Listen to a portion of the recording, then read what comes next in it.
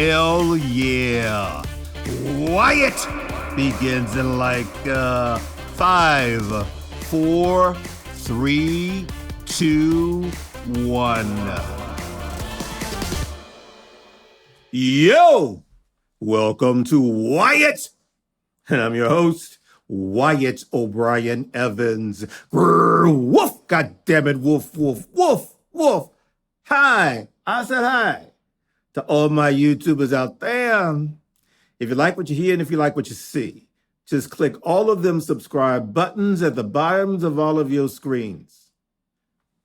And because I knows you loves me, I knows you loves me, I knows you loves me, I know you do, give me some likes.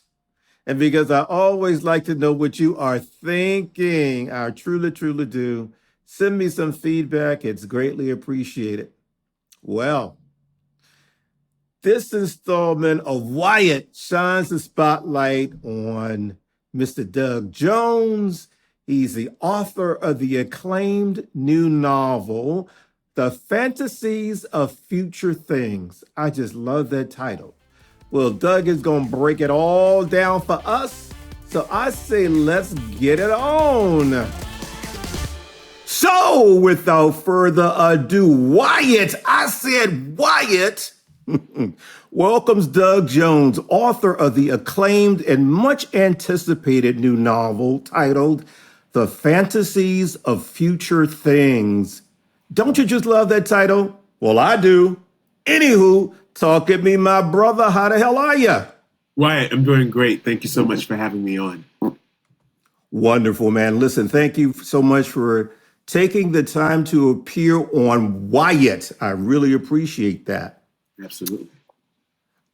From the jump, let me give a shout out to Mr. Philip Esteem. He's the administrator of PrideIndex.com, the information and entertainment site that recognizes and celebrates LGBTQ plus Black and people of color talent. He does such great work, so we got to give a shout out to him. Much kudos to him. We had a great event with him down here in Atlanta Right. on the weekend of August the 30th, I believe, Artists in the Afternoon. So it was a really great event.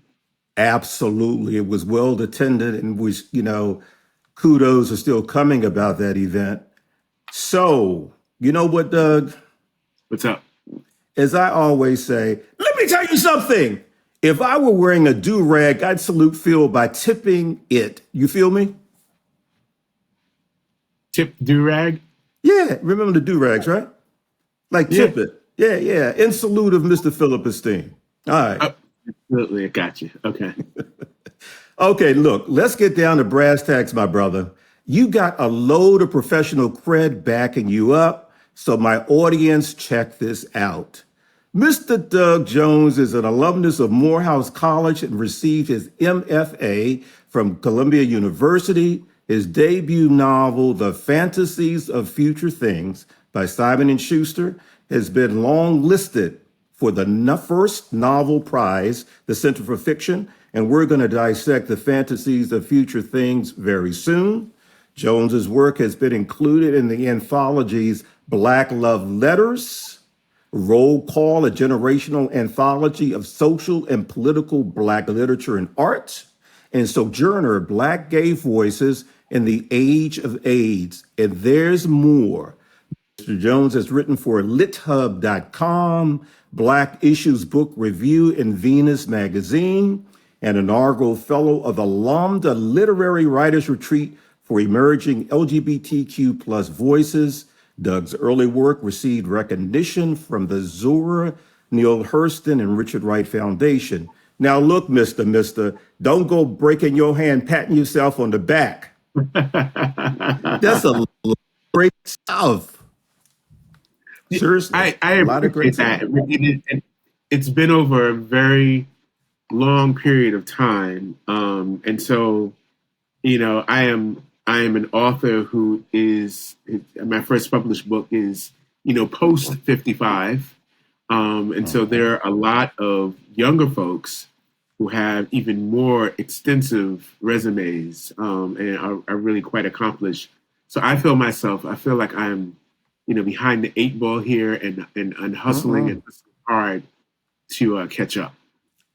Listen, Doug, you are not behind the eight ball because, it takes a special person to write a book. I mean, wow, that is such a huge, time consuming, but rewarding endeavor. So, I mean, you've got a lot of credits. And I always like to talk about, you know, my guest CV resume because sometimes it can be a little tough tooting your own horn. So everybody should know how good your work is. So, Well, thank you. Thank you for calling attention to that. I appreciate that. oh, definitely. Now let's glide into the Fantasies of Future Things, your debut work.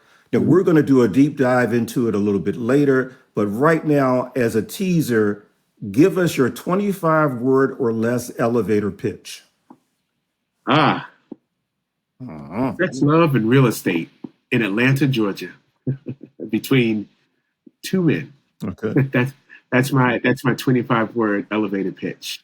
And when we get into it, Okay. what does gentrification mean? How does gentrification affect the people who are living through that gentrification? Uh-huh. Um, what happens to families? Um, Okay. how do families experience kind of the difficult things that in life that we are all presented with? What happens when the life that you thought you were going to lead is not the life that you Uh-huh. happen to actually be living? Absolutely. Absolutely. Well, Doug, critics are saying that the fantasies of future things is powerful, is reminiscent, of Moonlight, the 2016 coming of age drama film written and directed by Barry Jenkins. And Moonlight won the Academy Award for Best Picture, and it explored the intersection of blackness, masculinity, and vulnerability. High praise, my brother. What say you?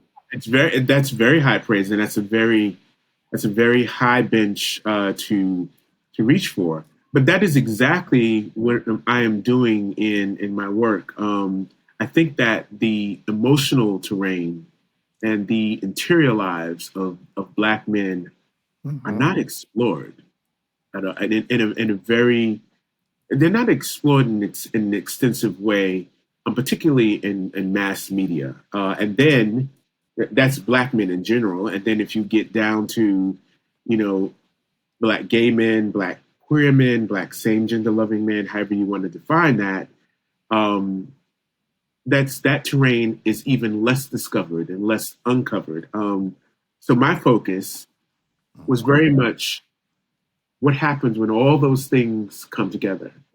Right. Black, male, Mhm. gay, Mhm. living in America in a society that is hostile to all of those realities. And Right. these brothers, these men in this book are living. We don't get to choose what our power laws are. We just live them, as best as we can. And so they're navigating all of that. And I'm showing um, not just the conflict that they experience, but I'm Mhm. showing the people who they are, how they became those people, how they're Right. navigating within the conflict that they're living in, and what happens when they come up the other side. Interesting. Man, the cover art is striking. And as we know, a compelling cover can increase book sales and, increase interest. So, what was the concept? What's the meaning behind that cover image, front cover That image? cover, it is all shouts out to Shakeith, who is an artist he is Brooklyn based. I thought he was in LA, but he's actually Brooklyn based. My editor found Uh-huh. that cover. Whoa. My editor, who is a cis straight man, he found that Uh-huh. cover and he pushed that cover. We were having a really challenging time with the art department in terms of coming up with covers that I really thought Right. captured the essence of the book. And when Absolutely. you publish a book, authors have to fill out these questionnaires. And at the Uh-huh. time, the actual publisher, who was an actual human being, that's a title at the publishing firm, he Hmm. read my questionnaire and he said, "Well, Doug said that this book is for black gay men primarily. He said that's his first audience. Put two black men on the cover. Mhm. And then once they got that Absolutely. green light, they Yadon Israel's my editor's name. Yadon went out and he found this cover from this brother Shakith, and Mhm. the art department, Yadon, commissions department, they all worked together to see if he would allow us to use that cover, and he did. And it captures it so beautifully. The fact Mhm. that it's not the face that you're looking at. So right, so there's a cover of anonymity to some extent, right? Mhm. Because you don't see who these men are. So these men could be anybody, but you see very clearly two things. You see that they're black, you see that they're men, and also you see this very, very intimate embrace. Um, so it's unmistakable what the intention there is, and I just think it's incredible. Let me say this about a cover, because when I write my books, I go through a lot of pains trying to figure out the right cover that's going to convey the message and the essence and all that. This is such a great cover because it draws you in, and it's also clever because it's mainstream. For example, you still have some gay authors or same gender loving authors who don't want people to know outside of the community that this is a so-called LGBTQ plus book. So they come up with these covers that are kind of, that don't say it. So you were saying it. You're saying your intention, but it's got that mainstream feel, and it just draws you in. If Mm. you understand what I'm trying to say Yeah, here. yeah, I do. I do. And the Okay. decisions around covers are very important, right? Because Yeah. it is the cover is a signaling, as you just said, to a larger market. What is the book about? Who is the Uh-huh. book for? Who might be interested in the book? So a lot of authors, and I would say, gay and lesbian authors and others, they want to make sure that their cover is as mass market oriented as possible. And so As that's why possible. some covers you get, certain things. This Right. cover, when Yadon showed me this photograph, Uh-huh. I was like, that's it. I was like, that is the cover. And, I didn't care Yeah. about being categorized or being put in a niche. I was like, Right. well, people know exactly what this book is about. Hmm. And I want you to walk. I mean, I walked in bookstores and you can see the cover from the front door. Yeah. If they positioned Hmm. it, and it is a beacon. It calls you It to does. itself. Like even if you don't buy the book, you're gonna go pick that book up. It You're draws gonna, you in. yeah, it draws you. You're gonna say, what is this book about? Um, Right. and I remember when I got my little. They send authors, the galley copies and then the hardcover copies. And I remember when I opened it up and I saw all of I just saw the covers. And I was like, this is incredible. Hmm. And Yadon and I, have a joke. He's like, we made a beautiful book together. And he's absolutely correct. We made a beautiful book together. I believe that the inside of the book is every bit as wonderful, impactful, whole, and real and tangible as the cover itself.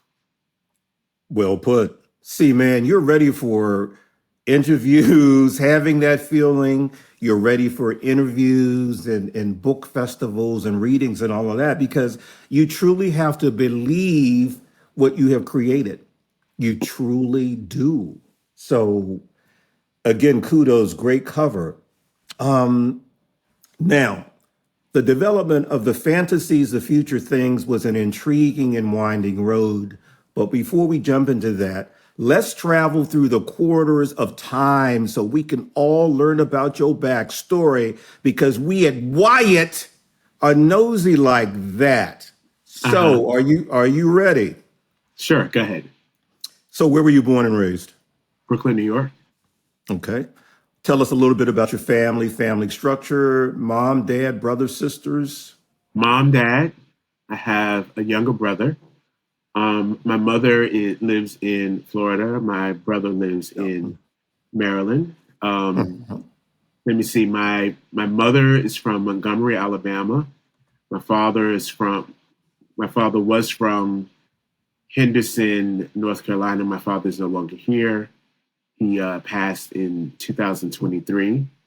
Um, what else? Mom and dad met in.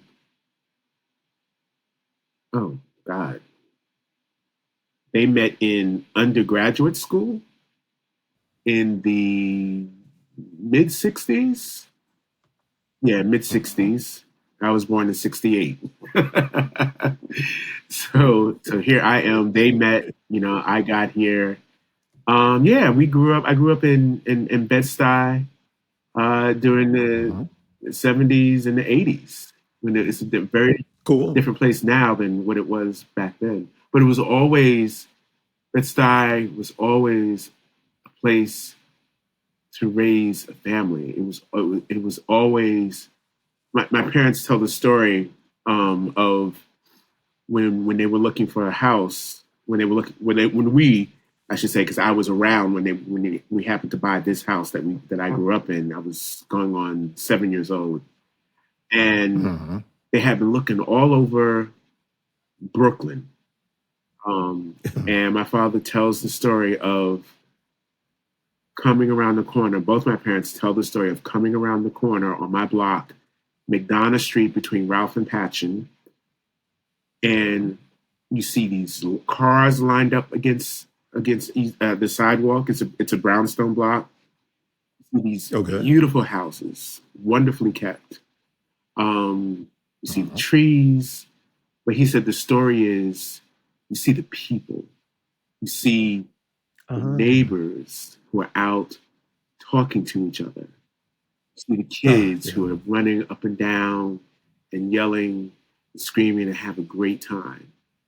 Um, Mhm. and my parents said they knew out of all the houses, the different blocks that they've been on, they knew. And we moved in September of 75, I think. August, September of 75, we moved in. Um, and I remember that next morning when I woke up, there was somebody rang the bell. And it happened to be Mhm. my next door neighbor, Georgie.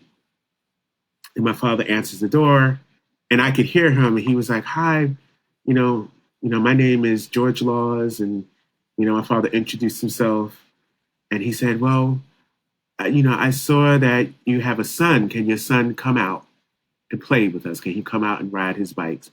And my Oh father man. called. He called me. He's like, "Doug, you have somebody here at the door who wants to see you," and I took Mhm. I took my bike out, and we ripped and run, and that was the beginning, and the entire block, and it wasn't just my block in Mhm. Bed-Stuy. You know, at that time, Bed-Stuy got a bad rap. Like everybody be like, "Oh my God, you live in Bed-Stuy, do or die, blah blah blah," and I didn't know what they were talking about. I really didn't know what they were talking about Mhm. because I've always lived. I always lived around people who were extremely family oriented. Everybody watched out for each other's kids. You did something, you did something on that block, and you weren't supposed to be doing it. It made it home before you got home, and then your parents asking you questions. My mother and father asking me and my brother questions, Right. and you need to be careful about how you answer the questions because they asking questions like they already Right. know.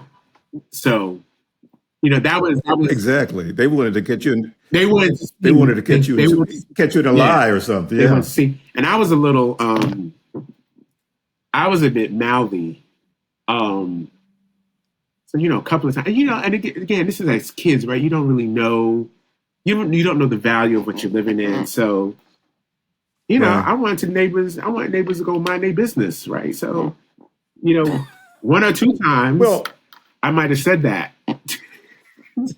well, look, speaking of being mouthy, I always like to ask this question. What was Doug like as a little boy, a little nipper? Give us like three characteristics or attributes that best describe you. Well, you said you were mouthy. Give us two more. I was very headstrong. I was Ah, extremely curious. And all those combinations together, you know, ah. a tough head makes for a soft behind, right? Yeah, so I heard that. yeah, Yeah, right. so I was, I met my parents with one or two times, more than one or two times. Mhm. My parents would tell me, you're not an adult. Like you can't talk to adults like they're adults. That you have parents. So you come Mm, home and you need to tell your parents, whatever happened. And if you don't like the response that other people are giving you, if you don't like the response that we're giving you, then you talk about that right. with us. You can't take matters into your own hands. I was very, very, very, very headstrong, very stubborn, very, Mm, very mouthy. Yeah. So, are you stubborn and mouthy today, Um, I would like to or have say you tempered that a little I would bit? like to say it's been tempered by experience, right? Uh-huh. Um, more bees with honey. You know what I mean? Mm, I yeah, true. you I think you live a little, you live a lot, and Yeah, you you get do. to you understand the ways in which you can navigate in order to achieve Right. certain things, right? That whole argument, youth is wasted on the young, right? Like to Hmm. know to know what I know now and be 30 years younger. Isn't that what we So, all so, want? in, yeah. So, Doug, in other words, you kind of chilled out a little bit. I think I've Okay. chilled out a lot.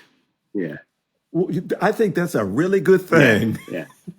Now, look, speaking of experiences, talk about Morehouse. How did Mhm. Morehouse help shape you into the person that you are today? Morehouse was an incredible experience. You're around. Um, First of all, that was the first time I'd ever been around that many black men with similar backgrounds. Right. Everybody is coming from a very solid background in terms of educational experiences, family influences, and some of us church influences. Hmm. There were plenty of diversity, a range of income experiences, but everybody it was a to a large extent. I feel like Morehouse is where I experienced the possibility of what it means to be a black man in America. Um, I did not have Right. growing up, even though I lived in Bed-Stuy, my social circles moved around Brooklyn just because I kept moving. I was in swimming. So that was on one side of Brooklyn, and then I played the violin. That was on the other side of Brooklyn, and then I went to John Dewey High School, which was way out in Coney Island. So that was yet another aspect of Brooklyn. So I was moving all around the place. Morehouse was like the Right. first place where I was. Everything was there. My friends were there. My social circles were there. We could talk about different things. We could talk about family stuff. Your political interests, whatever it was. It was all right Right. there. Hmm. Okay, very good. So tell us, when did the writing bug bite you? That's that's funny. That didn't happen until after Morehouse. So Okay. again, growing up, my father was a Wall Street executive, ran back office IT person for some this brokerage firm. At that time, it was called Payne Webber. I don't know if they're still around, but he ran all of that for Payne Wow. Webber. My mother, educator, she's in the classroom, then she became a principal. And so it was expected from me and my brother, we could read, we could write, we could do all those wonderful things, right? And so for a white teacher to come to my parents and say, oh, Douglas is so talented, as a writer, he really needs to explore these types of opportunities. He should go and apply to this kind of school, that kind of school when y'all are thinking about college. And we would sit there and be like, two parents and a well-spoken Black child does not equal writer. You know what I mean? It's just like that wasn't going to translate to that. Okay. It was just one of those things. Like, what else? What else are they going? What else are you going to tell us? But I did.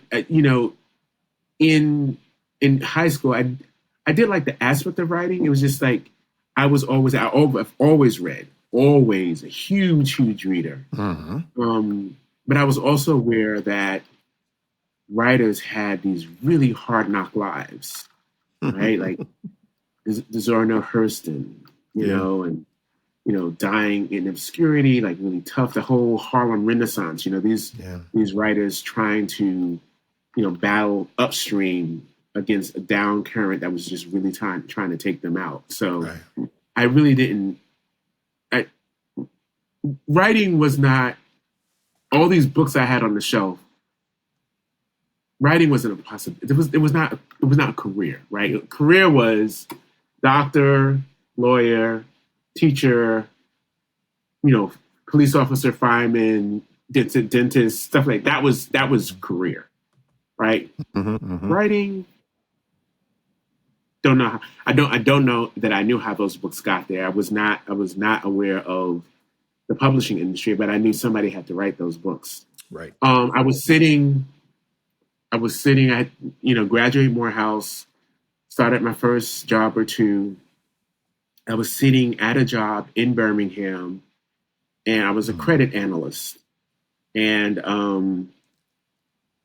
I remember looking at the blue screen, I'm doing credit analysis of firms that we are thinking about partnering with on mortgage warehouse lines of credit. It's a whole big thing. Anyway, we don't need to go into that. But that was my goal. That was my job, And I remember in the balls of my feet, Wyatt, you feel something like in your gut, and there's like a tingle. Right. I was like, this cannot be my life. Like, I can't. I can't do this for the rest of my life. I get it.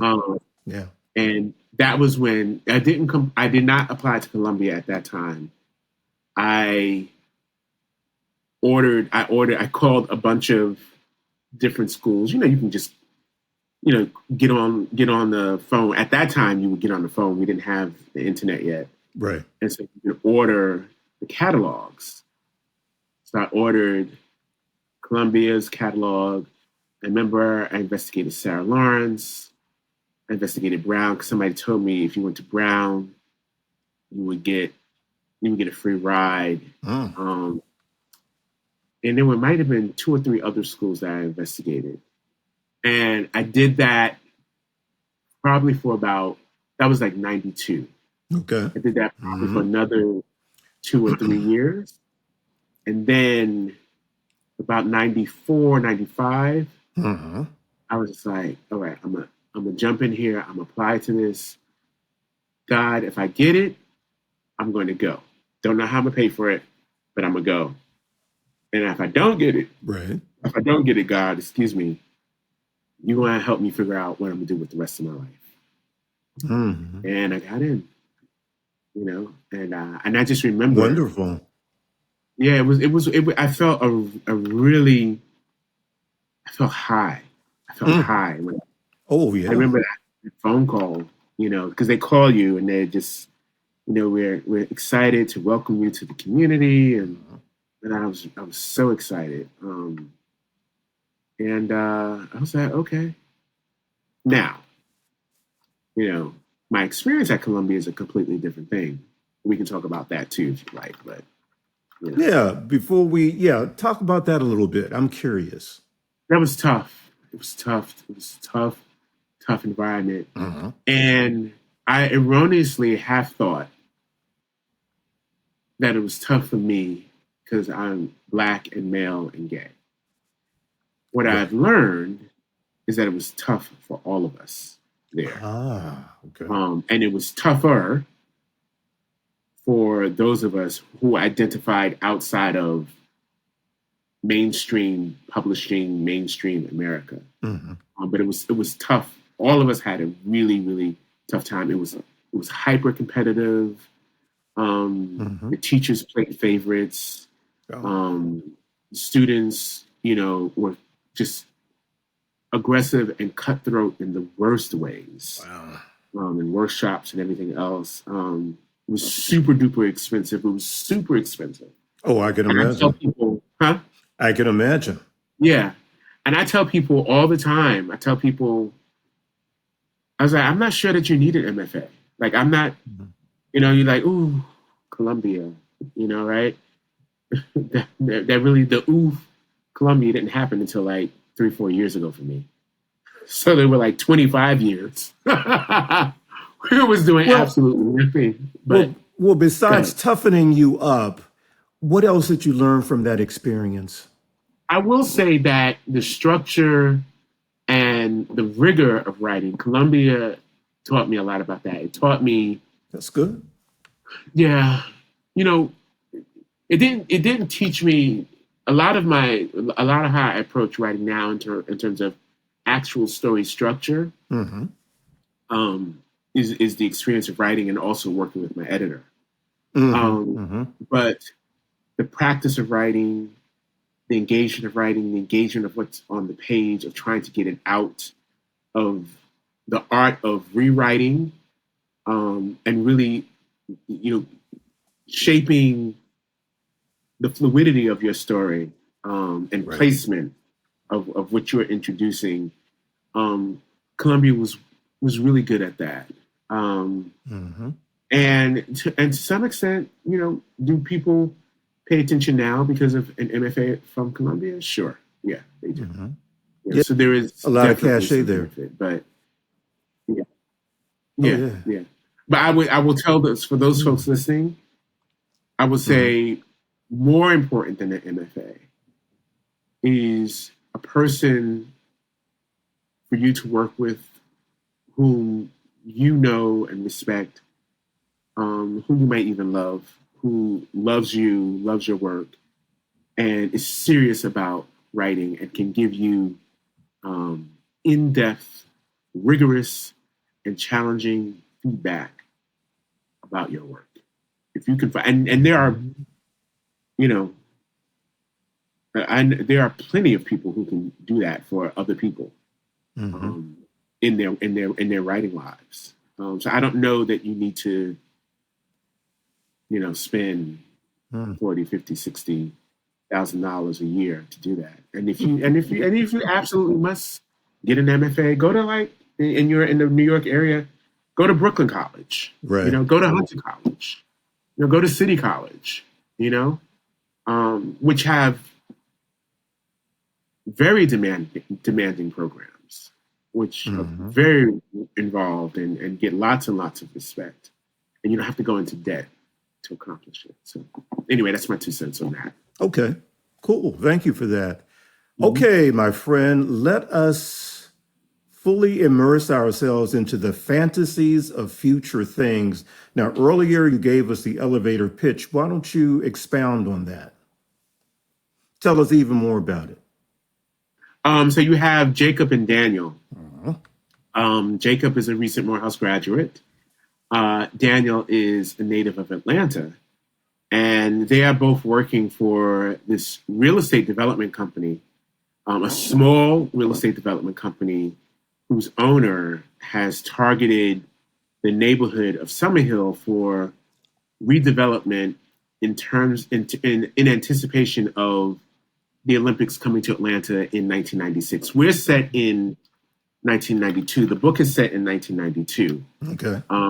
And there's usually a four-year or more period that before an Olympics goes to a particular locale. There's all the competition and everything else, but they have to make the announcement so far in advance because it gives that city time to prepare, to build infrastructure, to build stadiums, to get their transportation together, to think about retail, to think about all sorts of economic development projects that will support the Olympics while they're there. Mm-hmm. And hopefully those economic development projects will then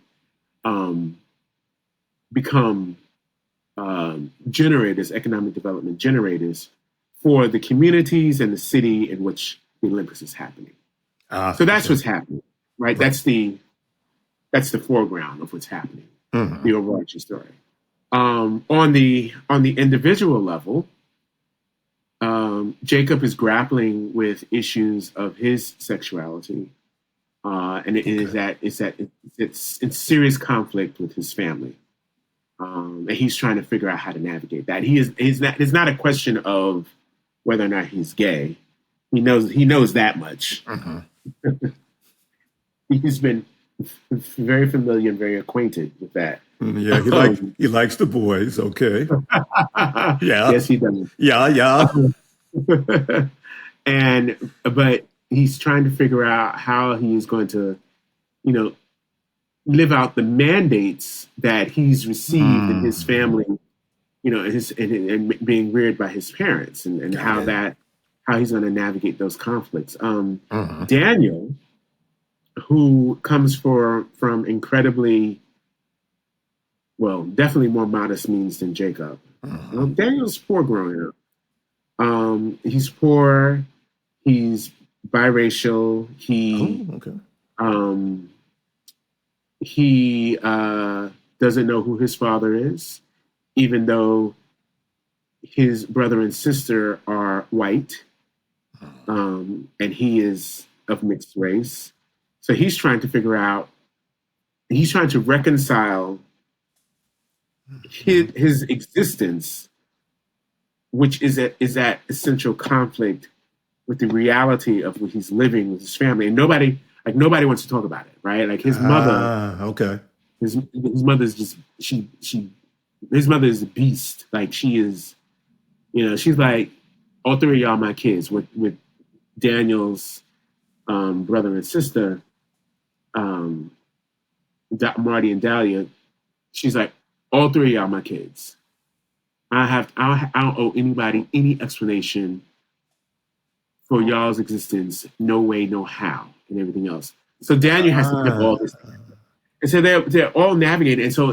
And then Jacob and Daniel jointly are watching their employer victimize the community and trying to decide whether or not they're going to participate in that, and if they're going to fight it, as two entry level, very low on the totem pole employees. What sort of power do they have to marshal, resources to fight against this employer who wants to take advantage of this community that is reflective of each of them? Interesting. Okay. Yeah. Why historical fiction?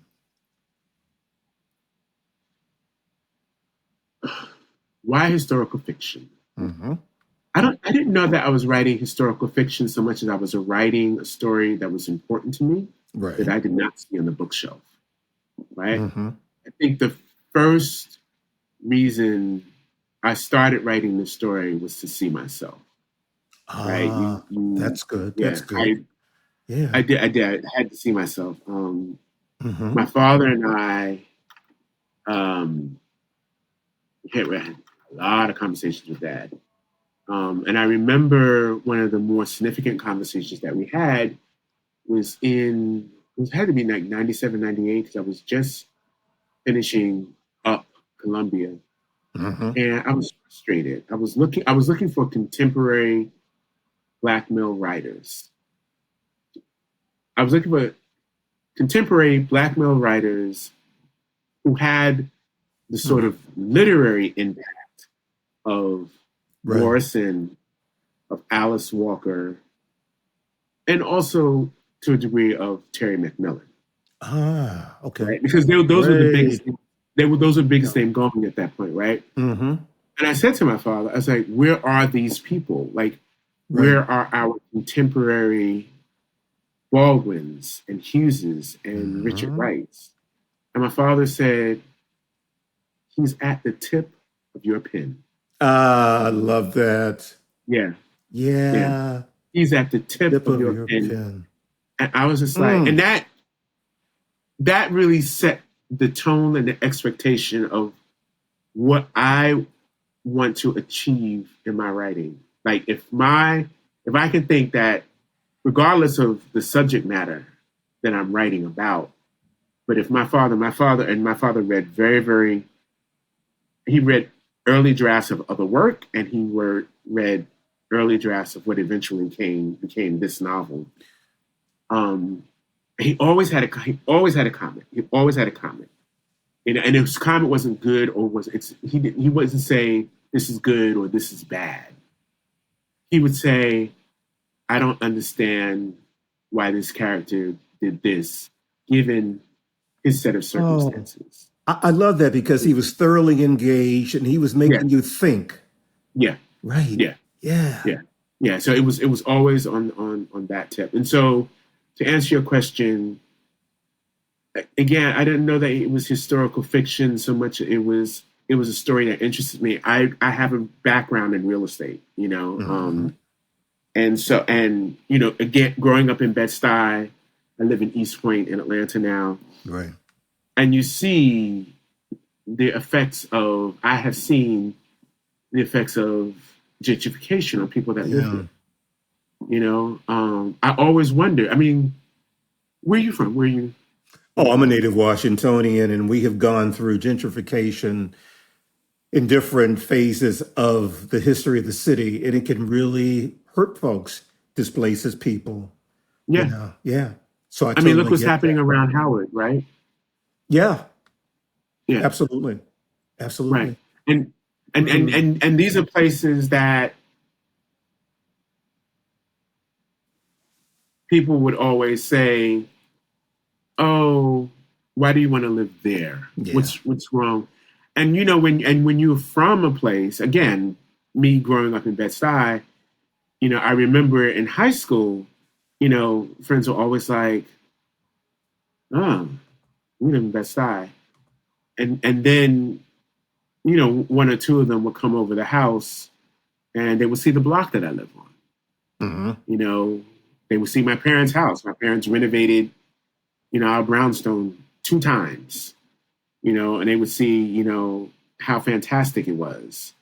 And they'd be like, this is Bed-Stuy. And I'd be like, and not only is this Bed-Stuy, this is not the exception, Right. right?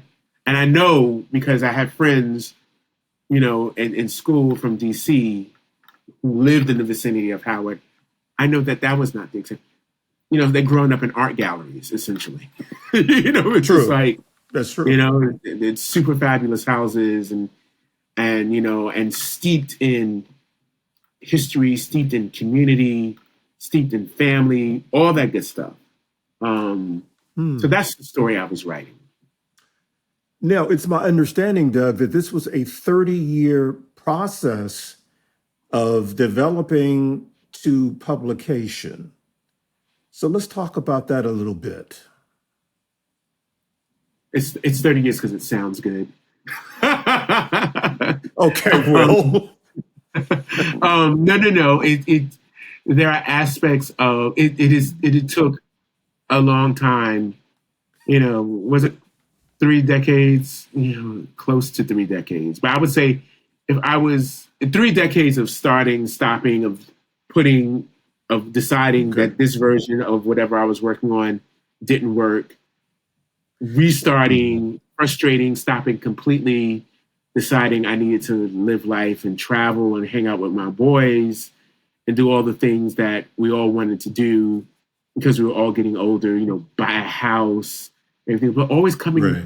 always coming back to the work, right? Always Right, coming back, right, and right. it stayed with me. So yes, it was a very, very long time. And it was just, and it's just a note again to those listening out there: do not give up. Absolutely. You can't give up. And you know, I was writing at a time when writing these kinds of stories at a time. I remember my very first agent, Uh-huh. coming out of Columbia. Well, actually, I got her going into Columbia. Uh-huh. Um, but she said that my stories were small. Really? She said she doesn't know, and she wasn't saying it as a put down. She was saying it as a reality. Like, who is the book buying audience for this? And publishers didn't know. Publishing is a business, and they're not taking chances on stuff that they don't know, right? I've gone through it too. And I know what you mean. Yeah. yeah, Yep. yeah. And so she was like, you're a beautiful writer. She's like, I think you're very talented. She's like, I don't know But that yeah, but I don't know that these stories are going to sell. mm, And I was like, okay. And I left her. good for And you. Hmm. yeah, and I continued. I continued and continued and continued until you see what's in front of you now. And we're also glad you did. Now, Thank you. definitely, my friend, would you like to perform a reading for us? If so, I'd love to. set it up. Tell us what's happening here. I'm going to read from the very beginning, Okay. and so the book is written um, in two perspectives. The first perspective is Jacob. The second perspective is Daniel, and so they alternate, Okay. chapter to chapter. So unfortunately, because of time, I can't read you a little bit of both, but I can read you the very beginning of Jacob's chapter, which is the opening of the book, which sets the tone and the temperament of the novel. Okay. All right. Jacob.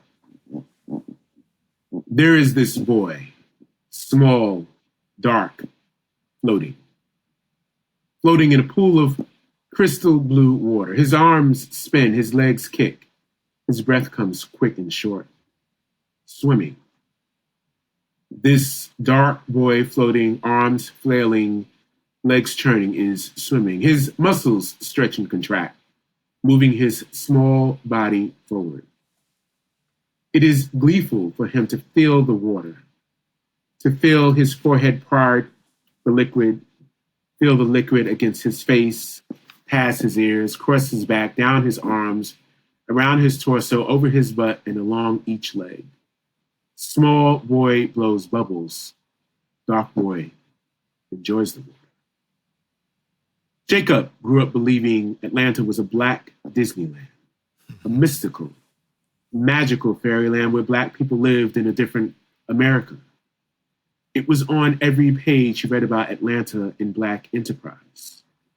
Stories in ebony about the big peach of the South read like love letters to the city. The summers Jacob spent there visiting his grandmother were proof of Atlanta's special enchantment. Neighborhoods like Cascade Heights, Collier Heights, and Loch Lomond Estates were the wizardry that made you forget Jim Crow ever existed. Atlanta was synonymous with Martin Luther King Jr. and Morehouse and Spelman.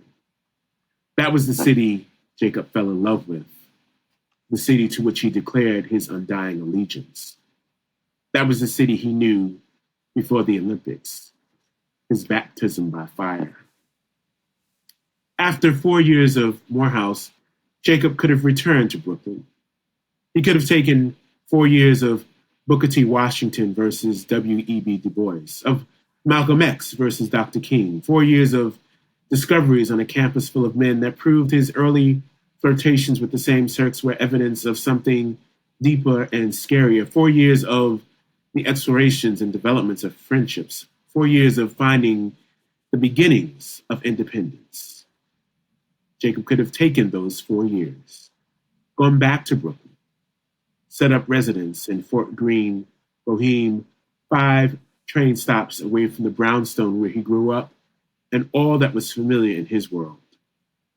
But Atlanta was called. Beyond summer visits to grandma's, beyond the protective cocoon of his parents' brownstone, beyond the bubble of his reality at Morehouse. Back home on breaks, Jacob had secretly begun exploration of his same-sex fascinations. A quick walk from the A train, Nostrand Avenue station, set the Starlight Lounge. The South Oxford Tennis Club was 3 stops from there at Lafayette Avenue. And across the East River at the end of Christopher Street, worlds away from Bed-Stuy, on the edge of the West Side Highway, was Keller's. Clean-cut, mustached brothers in close-cut fades, or rocking high tops coupled with perfectly trimmed goatees. Stomping in Timbs or Air Jordans, Adidas tracksuits, or the latest gear from Cross Colors, Jacob was spellbound.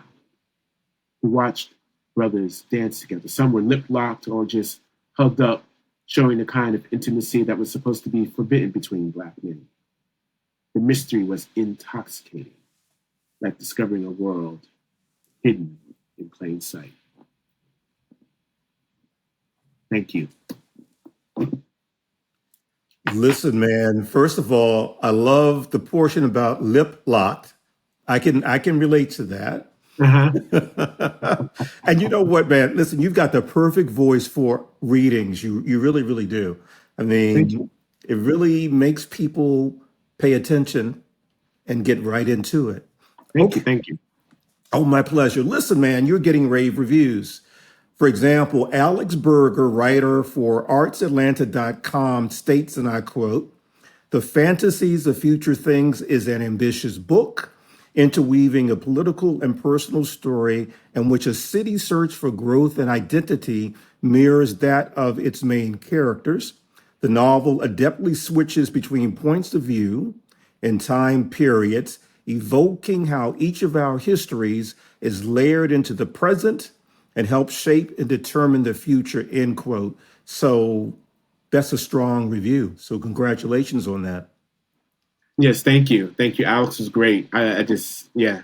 I'm humbled by that and also excited when people really get the work, you know? hmm It's very exciting. Let me ask you this, Doug. What are the key takeaways from the Fantasies of Future Things? The key takeaways, I want people to know, well, people. Mhm. We can talk about this on several levels. I want, first of all, I want Black men, gay Black men, and we're having a generational conversation around this word gay and around this word queer. Right. And I know you will appreciate it because in my growing up, queer, I mean, Yeah. queer was anti-Black growing up. It was. Yeah, it The was. kids can come from me Absolutely. if they want to, Absolutely. but growing up in the 70s, 80s, queer was anti-Black. So Right. when I I agree with default you. to gay, I mean all those things. Yeah. Um, so I want Black gay men. I want us to recognize ourselves. I want us to Mhm. pick up the book and see ourselves on the page and see the possibilities of our life, of our lives. Mhm. Then another goal is I want our families to see us. Now, my father did not read the final version, but my mother and my brother read it. And Okay. this book has been a source of incredible healing between me, my mother, and my brother. And we have always been close. Right. We've always been close. But for them to read, for my very, very conservative mother and brother Mhm. to read this book and then to call me and then to call me each separately and to tell me the power with which the book hit them, to almost, when my brother did apologize for the things that he did not know and the ways in which he had been selfishly living his life. Mm-hmm. For my mother to say that there was things that she simply did not know. And that I have opened her eyes up to so much. And she's telling her book club, my mom's is telling her book club about this book. Good. Yeah, I'm like, oh. So listen, why shouldn't she? Yeah. If they take it up, if they read it, I tell my mother it's up to her, but I am absolutely down. And look, just putting you aside, let's say you're not even the author. This, my audience, is a powerful, poignant book. You have got to buy the Fantasies of Future Things. Where can we get our copies?